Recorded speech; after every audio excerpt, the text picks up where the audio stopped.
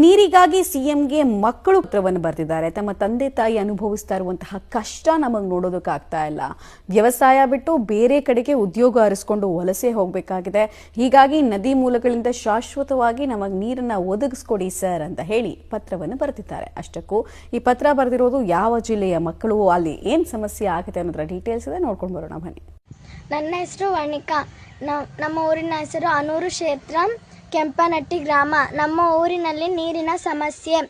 ನಮ್ಮ ಊರಿನಲ್ಲಿ ಜನರು ದೂರ ಹೋಗಿ ಕೆಲಸ ಮಾಡುತ್ತಾರೆ. ಇದನ್ನು ಮತ್ತು ಪ್ರಾಣಿ ಪಕ್ಷಿಗಳು ನೀರಿಲ್ಲದೆ ಸಾಯುತ್ತವೆ. ಇದನ್ನು ನೋಡಿ ನನಗೆ ತುಂಬ ಬೇಸರವಾಯಿತು. ಅದಕ್ಕೆ ನಾನು ಸಿಎಂ ಅವರಿಗೆ ಪತ್ರ ಬರೆದಿದ್ದೇನೆ. ಅವರು ಈ ಪತ್ರವನ್ನು ನೋಡಿ ನಮಗೆ ಕಬಿನಿ ನೀರಿನ ಜಲಾಶಯನ್ನು ನಮಗೆ ತಲುಪಿಸಬೇಕು ಮತ್ತು ನಮ್ಮ ಹಳ್ಳ ಮತ್ತು ಡ್ಯಾಮ್ಗಳಿಗೆ, ಕಾಲುವೆಗಳಿಗೆ ಇವಾಗ ಹೇಳಿದ್ದಕ್ಕೆಲ್ಲ ಸಿಎಂ ಅವರು ನೀರನ್ನು ನಮ್ಮ ಊರಿಗೆ ತಲುಪಿಸಬೇಕು. ಇದನ್ನು ಸಿಎಂ ಅವರು ಮಾಡಿದರೆ ನಮಗೆ ದೇವರಿನಂತೆ. ಧನ್ಯವಾದಗಳು.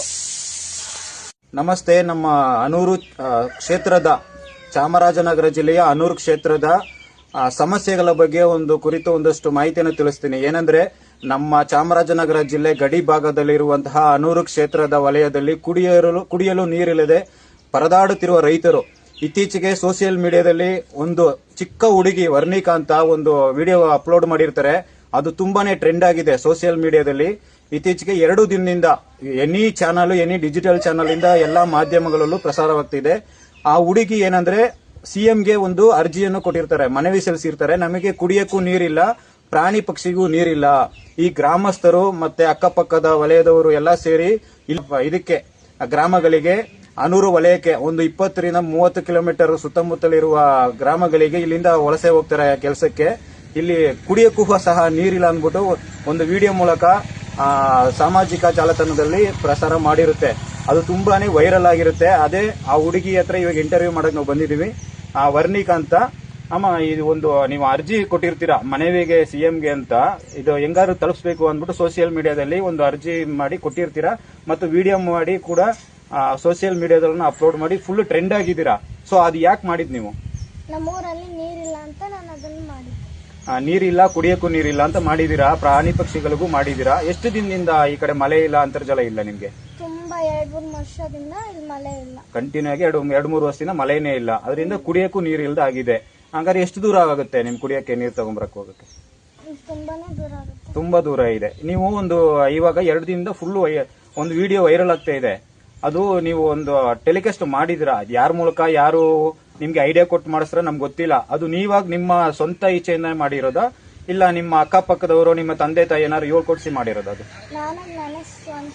ಸ್ವಂತವಾಗಿ ಏನಕ್ಕೋಸ್ಕರ ಮಾಡಿರೋದು? ಹಂಗಾದ್ರೆ ನಮ್ಮೂರಲ್ಲಿ ನೀರಿಲ್ಲ, ಜನ ದೂರ ಹೋಗಿ ಕೆಲಸ ಮಾಡ್ತಾರೆ. ಅದನ್ನ ನೋಡಿ ನನಗೆ ತುಂಬಾ ಬೇಸರ ಆಯ್ತು. ಅದಕ್ಕೆ ಇಲ್ಲಿ ಗ್ರಾಮಸ್ಥರು ಏನಂದ್ರೆ, ಇಲ್ಲಿ ಕುಡಿಯಕ್ಕೆ ನೀರಿಲ್ಲದೆ ಹೊರಗಡೆ ಇದಕ್ಕೆ ಹೋಗ್ತಾರೆ. ನೀರ್ ತಗೊಂಬರಕಾದ್ರೂ ಕೆಲ್ಸಕ್ಕಾದ್ರೂ ಸರಿ ದೂರ ಹೋಗ್ತಾರೆ. ಅದರಿಂದ ಅದನ್ನ ಅರಿತುಕೊಂಡು ನೀವು ಮಾಡ್ತಾ ಇದ್ದೀರಾ. ಮಾಡಿ ಒಂದು ವಿಡಿಯೋನ ಮಾಡಿ ಸೋಷಿಯಲ್ ಮೀಡಿಯಾದಲ್ಲಿ ಟ್ರೆಂಡ್ ಮಾಡಿದ್ದೀರಾ, ಹೌದಾ?